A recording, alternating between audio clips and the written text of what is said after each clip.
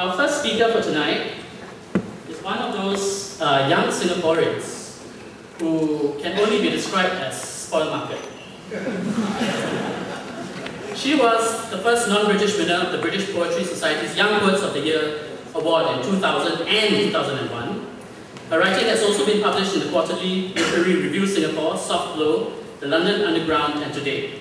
She was also, as if she had extra time also, the publicist for Tan Pin Pin Singapore Gaga, and her first poetry collection, Eye and Tongue, will be published later this year. And get this, she hasn't even finished her studies in Columbia University. Walao, not yet graduate already, still like that. Huh? She's one of the smartest and most passionate people we know, and you should definitely watch out for her name in future. Ladies and gentlemen, her topic is My Life as a Cover Girl, and we are privileged to present our good friend, Teng Qian.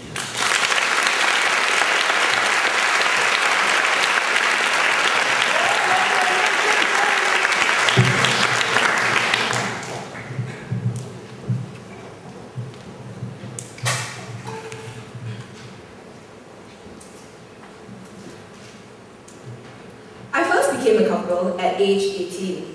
It was an accident.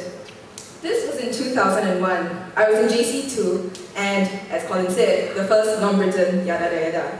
So, naturally, one day I was asked to read my work at an MOE event. At the last minute, I wanted to change to a poem about language policy, which I believe fitted the occasion better. It was the Creative Arts program, for those of you who know.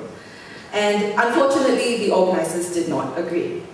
So I went up there quite meekly, but when faced with the mic, I suddenly felt this surge of guailaness. And before reading the approved poem, I said this: I was going to read a subversive poem about the Speak Mandarin campaign, but this will have to do. So, the most I expected was that people would think I was just fooling around, just being very, very boliao. And maybe if I did that this year, nothing would have happened, since the Speak Mandarin campaign seems to have merged with the bilingual policy with the tagline, Why You Cool? Besides, the only newsprint I read back then was the book section in Life, where they had a proper book session. So I didn't know much about news and what made news.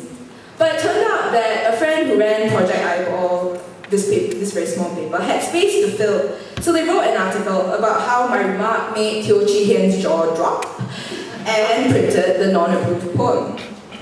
So Project Eyeball was my first cover appearance. It was a bit unfortunate that in the photo I looked completely crazy.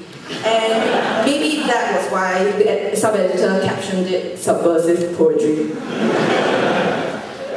So one thing led to the next, and my next cover, I looked like I had jaundice in a photo the size of a stamp.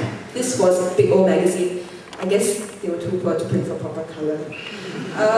Later, a friend actually pointed out to me that Project Eyeball, both Project Eyeball and Big O, closed down a few months after my interviews. I prefer to think those are accidents, since my final cover appearance was on Today, which has remained alive long enough and even took me on as an intern. By the time I appeared there, they thought I needed a digital makeover with red and purple. It was like I'd had an accident in a sun tanning booth. The headline was not any better. It's called Lonely Song, a girl like her in a place like this, ... Looking back, however, it actually did make some sense. I became a cover girl because in a place like this, I was a girl like me. I mean, when I was 18, it seemed very, very simple. When someone asked me a question, they're like, taking an interest, being nice. So, being a relatively friendly and conscientious soul, I should answer as best I can, whether I'm asked about education, government, feminism, state of the arts, are you lesbian, and so on. What I did not expect was that anyone would take notice of my ramblings. I didn't know why people thought I was being brave by just talking cock, and believe it or not, I didn't even know what the ISD was. Nobody had told me that anyone would be upset if the press revealed that ministers' jaws were not secured, or that there was any significance in FC suppressing the fact that the UK prize-winning poem was a lesbian twist on a Chinese myth. So after a while, I was very confused, especially when I started reading about civil society here.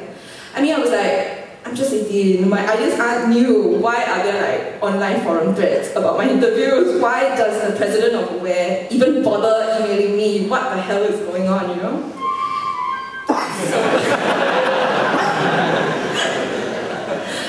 I didn't plan to make statements for readers. I was having conversations about new and strange to me then, things with people, and basically rambling on to my interviewers the same way I would have to my friends, partly because a couple of them were my friends. So I only encountered real problems when I started believing that it was my duty to be a dissident with a capital D. Because my moment of D-list celebrity had been so accidental, I felt for many years I had to prove myself worthy of the cause. Like, everything I say must be A-star, even every poem must be A-star. So it's very Singaporean, I feel, to keep needing to prove you're good enough, smart enough, you know, fast enough, and all of this in as short a time as possible. And I was very, very Singaporean in wanting to domesticate impulses like writing and like thinking for the sake of a greater good.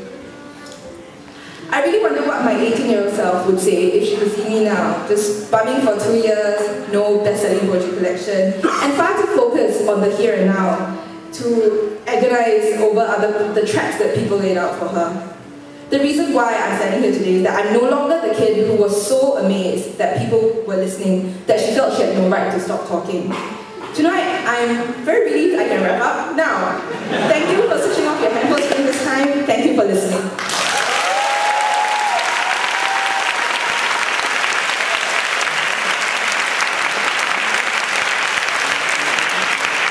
Thank you very much, Teng Qian.